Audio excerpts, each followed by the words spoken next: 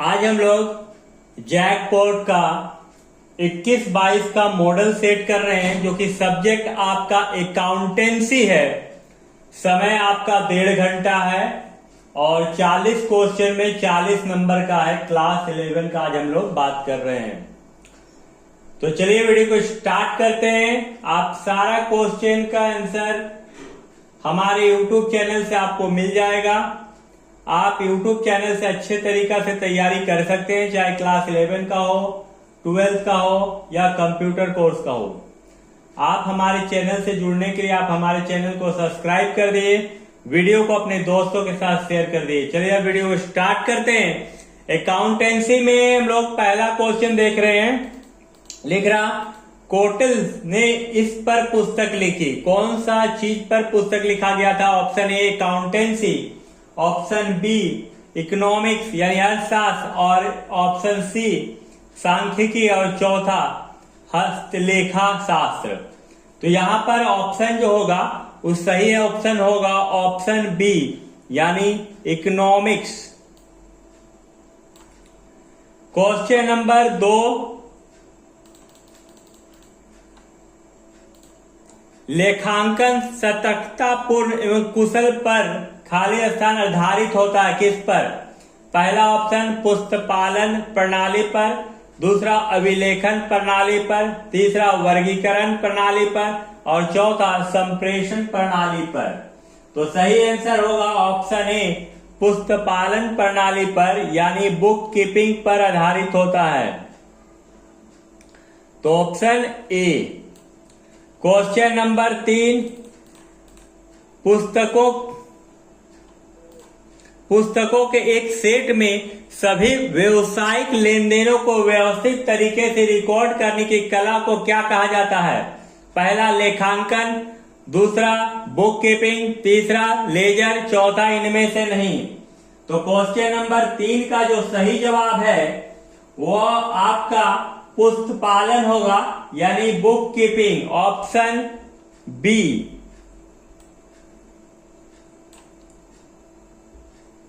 Question number 4, पुस्तपालन का मुख्य उद्देश्य है क्या? लेन देन का पूर्ण अभिलेखन, बी में व्यवसाय पर वित्तीय प्रभाव का निर्धारण, सी में समकों का विश्लेषण तथा निर्वचन, और डी में ए और बी दोनों। यानी यहाँ पर 4 नंबर का जो सही आंसर होगा वो ए और बी होगा, यानी ए और बी यानी डी आंसर होगा। क्वेश्चन नंबर 5, लेखांकन का मुख्य काम क्या है, कार्य क्या है? ऑप्शन ए व्यवसायिक लेन देनों का विलेखन करना, दूसरा व्यवसाय के गुणों का विलेखन करना, तीसरा में व्यवसायिक व्यवहारों का विलेखन एवं वर्गीकरण करना, चौथा कार्यवाही के लिए सूचनात्मक आधार प्रदान करना।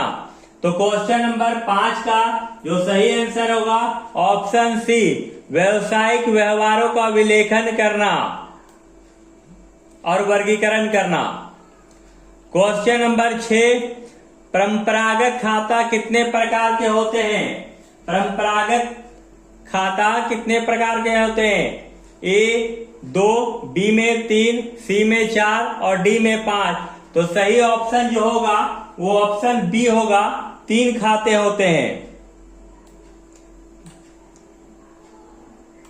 पर्सनल अकाउंट, रियल अकाउंट और नॉमिनल अकाउंट। निम्नलिखित 7 नंबर क्वेश्चन में निम्नलिखित में से कौन सा समीकरण सही है?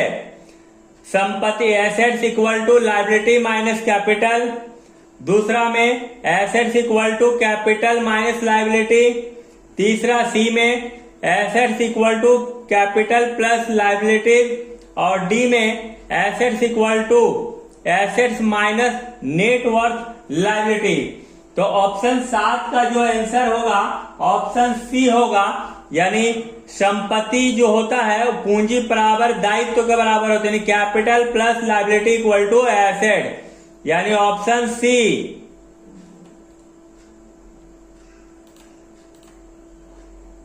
Option C.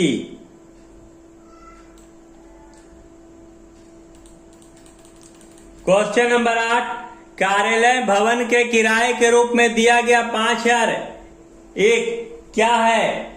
घटना है, बी में लेन देन है, सी में ए और बी दोनों है और डी में इनमें से कोई नहीं। तो क्वेश्चन नंबर 8 का सही जवाब है लेन देन, यानी ऑप्शन बी है।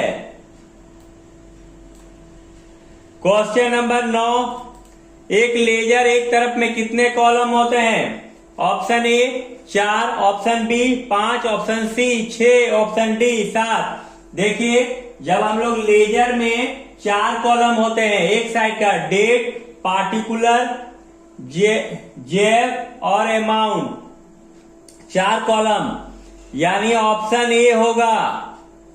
9 नंबर का ऑप्शन ए। 10 नंबर, पुस्तपालन मुख्य रूप से संबंधित है, किससे जुड़ा हुआ? अभिलेखित समकों को सारांशित करने से, बी में उपभोक्ताओं के लिए समकों का निर्वचन करने से, सी में वित्तीय समकों का अभिलेखन करने से, डी में इनमें से कोई नहीं। तो क्वेश्चन नंबर 10 का सही आंसर होगा ऑप्शन सी, यानी वित्तीय समकों के अभिलेखन करने से, यानी रिकॉर्डिंग ऑफ फाइनेंशियल डाटा। आप हमारे चैनल से जुड़े और फायदा उठाएं। चलिए क्वेश्चन नंबर 11 में बकाया वेतन क्या है? प्रश्न option A personal account, option B impersonal account, option C real account, option D इनमें से कोई नहीं। क्वेश्चन नंबर 11 का जो होगा वो पर्सनल अकाउंट होगा, यानी बकाया वेतन, outstanding salary, option A. Question number 12, लेखांकन की भाषा है किस तरह का? ऑप्शन ए मुद्रा, option B transaction, option C business और ऑप्शन डी इनमें से कोई नहीं। तो क्वेश्चन नंबर जो 12 उसका सही आंसर होगा व्यापार, यानी business, option C. Question number 13, bank में नगद किस खाते के तहत आता है? ऑप्शन ए व्यक्तिगत खाता personal account, option B real account, option C nominal account, option D none of the above. 13 number का सही आंसर होगा रियल अकाउंट, यानी वास्तविक खाता।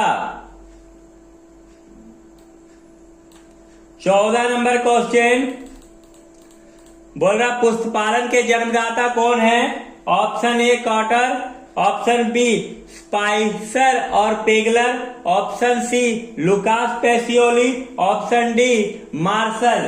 क्वेश्चन नंबर 14 का सही ऑप्शन होगा लुकास पेसियोली, यानी option C.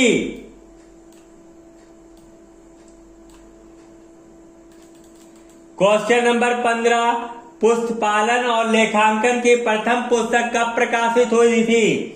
Option A 1446, option B 1598, option C 1494, option D 1694। तो क्वेश्चन नंबर 15 का सही जवाब होगा 1494, option C.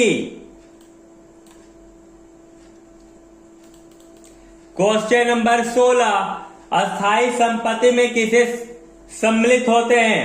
Closing stock, option A B furniture, C payment in advance और डी डेटर। अस्थायी संपत्ति में जो शामिल होता है वो फर्नीचर होता है, यानी ऑप्शन बी सही जवाब होगा। सही जवाब 16 नंबर का ऑप्शन बी।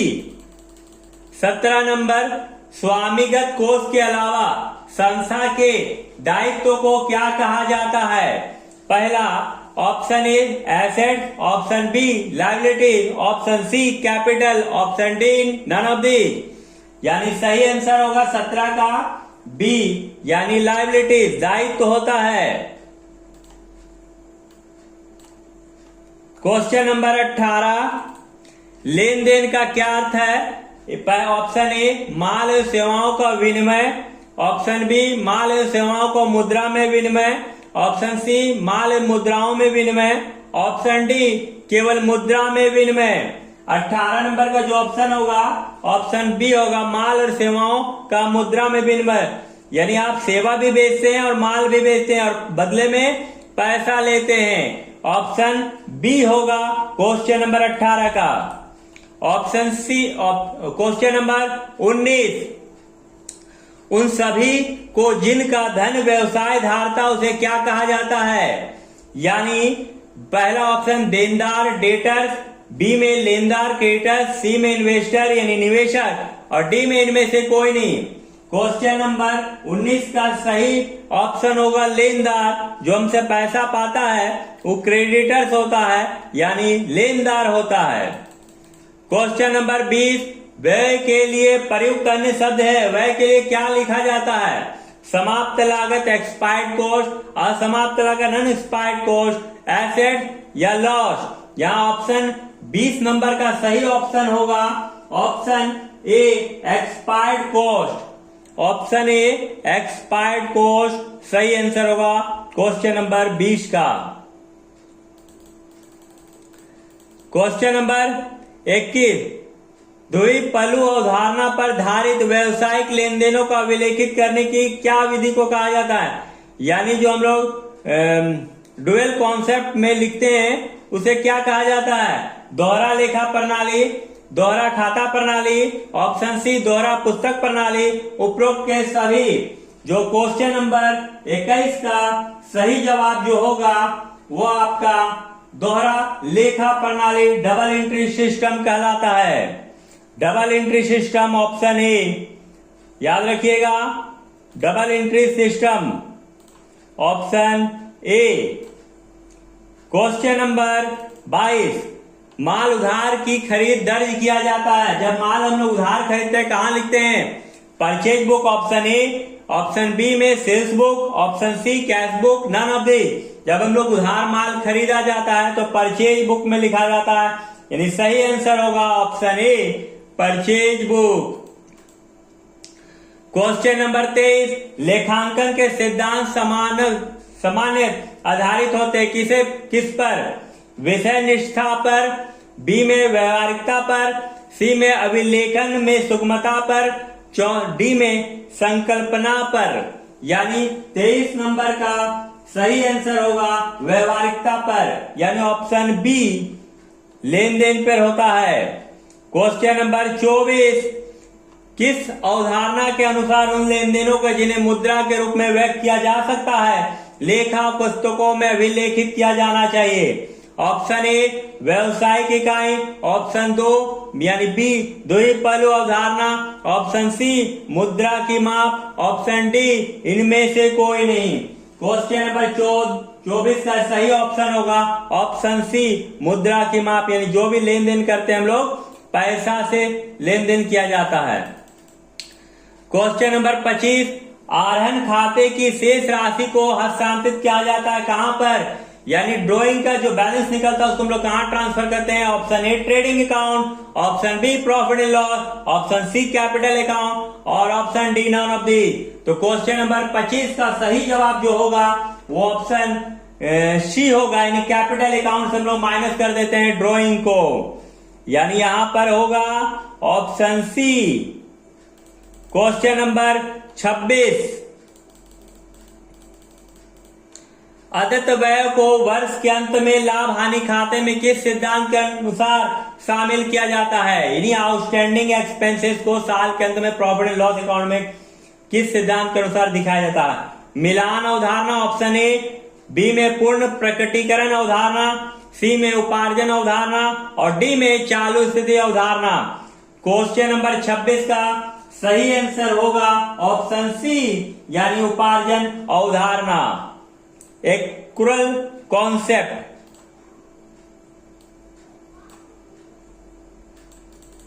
क्वेश्चन नंबर 27 डूबत एवं संदिग्ध ऋणों के लिए आयोजन किस अवधारणा यानी सिद्धांत के अनुसार किया जाता है? ऑप्शन ए रूढ़िवादिता या सतर्कता अवधारणा, ऑप्शन बी पूर्ण प्रकटीकरण अवधारणा, ऑप्शन सी चालू अवधारणा, ऑप्शन डी एकरूपता अवधारणा।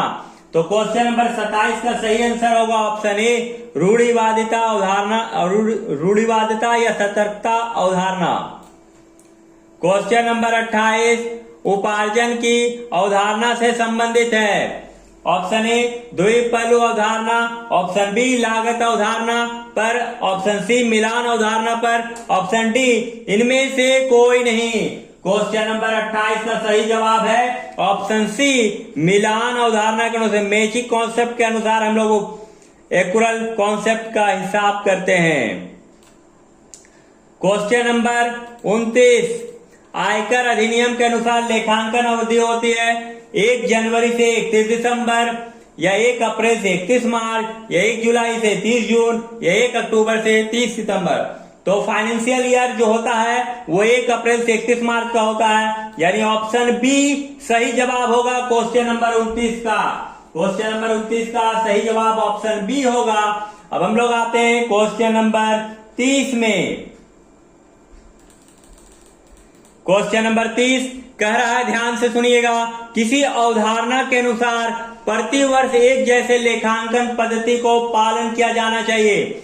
ऑप्शन ए पूर्ण प्रकटीकरण, ऑप्शन बी सारता, ऑप्शन सी एकरूपता, ऑप्शन डी मिलान। यानी क्वेश्चन नंबर 30 का सही आंसर होगा ऑप्शन सी एकरूपता। तो प्यारे बच्चों, आपके लिए जो इतना मेहनत हम कर रहे हैं, तो आप लोग भी थोड़ा सा मेहनत कीजिएगा, वीडियो को शेयर जरूर कर दीजिएगा और वीडियो में लाइक कर दीजिएगा। चलिए क्वेश्चन नंबर 31 की ओर चल रहे हैं।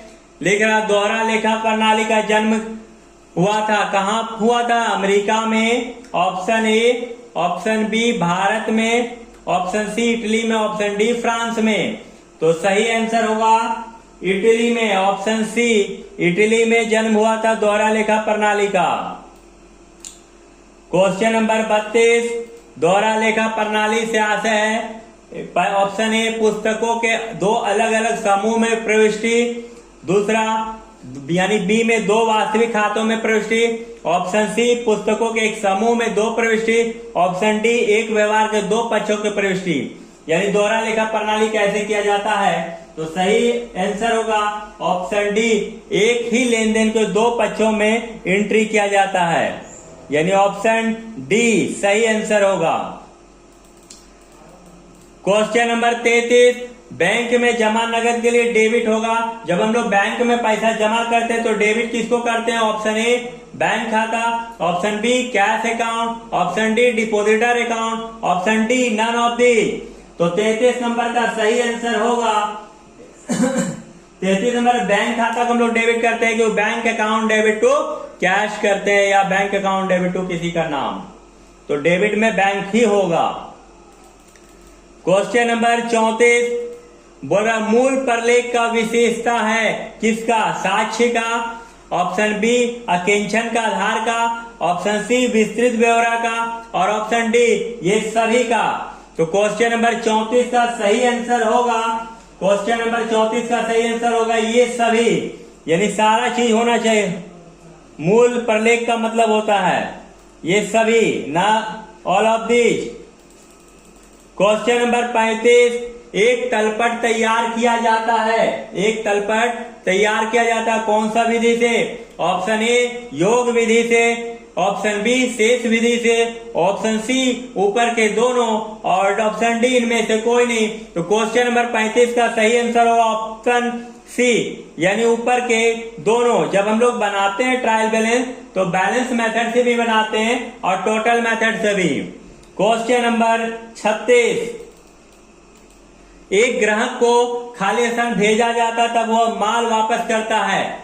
पहला ऑप्शन डेबिट नोट, दूसरा ऑप्शन क्रेडिट नोट, तीसरा ऑप्शन इनवॉइस और चौथा ऑप्शन डी।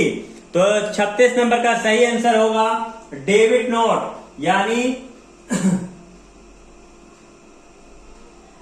एक ग्राहक को जब माल भेजा जाता है तो माल वापस, जब हम लोग ग्राहक को माल भेजते हैं इसका मतलब सेल करते हैं, तो इसका ऑप्शन सही ऑप्शन होगा option C credit note. Question number 36, जब हम लोग ग्राहक को माल भेजते हैं और रिटर्न करता है तो क्रेडिट नोट से एंट्री किया जाता है। क्वेश्चन नंबर 37, विक्रय बही में प्रविष्टि के अभिलेखन के लिए प्रयोग किए जाने वाला मूल प्रलेख या प्रमाणक है। पहला बीजक पाया, दूसरा बीजक भेजा, तीसरा जमा पत्र, चौथा नाम पत्र। क्वेश्चन नंबर 37 का सही आंसर होगा ऑप्शन बी, यानी बीजक भेजा, इनवॉइस सेंड। क्वेश्चन नंबर 38, लिख रहा है इनमें से कौन द्विपक्षीय अवधारणा के अनुसार नहीं करता है। ऑप्शन ए, एक संपत्ति में वृद्धि दूसरे में कमी। बी ऑप्शन, संपत्ति और दायित्व में दोनों में वृद्धि। ऑप्शन सी, एक संपत्ति में कमी दूसरे में कमी। ऑप्शन डी, एक संपत्ति में और पूंजी में कमी। यानी क्वेश्चन नंबर 38 का सही आंसर होगा ऑप्शन सी, यानी एक संपत्ति में कमी दूसरे में कमी। देखिए, जब हम लोग इनमें बोला द्विपक्षीय अवधारणा के अनुसार नहीं होता है, यानी जब डुअल कॉन्सेप्ट नहीं होता है, जब एक संपत्ति का कमी कर देते हैं तो दूसरा में भी जब कमी हो जाता है तब उसका अवधारणा यानी एंट्री नहीं कर सकते हैं। क्वेश्चन नंबर 39, मुआवजे की त्रुटियां समझौते को प्रभावित करती है। ऑप्शन ए, आर्थिक चिट्ठा को। ऑप्शन बी, ट्रायल बैलेंस यानी बैलेंस शीट को। ऑप्शन डी सी, ऊपर के दोनों, both of the above. Option D, इनमें से कोई नहीं। तो 39 नंबर का क्वेश्चन का सही जवाब जो होगा वो आपका आप दीजिएगा। यदि नहीं सकिएगा इस क्वेश्चन को तो फिर से हम बता देंगे, कमेंट बॉक्स में जरूर कमेंट कीजिएगा। लास्ट क्वेश्चन, तो एक बार फिर से हम आप लोग को बोल रहे हैं, आप लोग वीडियो को देखें, क्वेश्चन सॉल्व किए, वीडियो को जरूर शेयर कीजिएगा अपने दोस्तों के साथ। और आप यदि हमारे चैनल में नए हैं तो हमारे चैनल को सब्सक्राइब कर दिएगा। 40 नंबर क्वेश्चन, एक मशीन 6,60,000 रुपया में खरीदी गई, 1,20,000 नगद दिए गए और शेष के लिए 60 दिन वाले एक विपत्र स्वीकार किया गया। अस्थायी संपत्ति में क्या होगा? यानी अस्थायी संपत्ति में कोई भी फर्क नहीं पड़ेगा। इसका ऑप्शन जो होगा वो सी होगा, यानी 6,60,000 होगा। तो इस तरह करके आज हम लोग अकाउंटेंसी का क्वेश्चन को सॉल्व किए पूरा 40 नंबर तक। वीडियो को देखने के बाद आप कॉपी में इसको नोट्स कर लीजिएगा और इसको नोट्स करने के बाद याद कीजिएगा। ये सारा क्वेश्चन मिला के आपका जो 2025 में एग्जाम होगा, फाइनल एग्जाम आपका जैक बोर्ड के द्वारा, जो कि आपका क्लास 11 का सारा क्वेश्चन में से कुछ क्वेश्चन सारा आएगा। और आप यदि सारा क्वेश्चन को कर लेते हैं मॉडल सेट को तो आप एक अच्छे नंबर से पास कीजिएगा, ये मेरा पूर्ण विश्वास है। वीडियो को पूरा देखने के लिए धन्यवाद।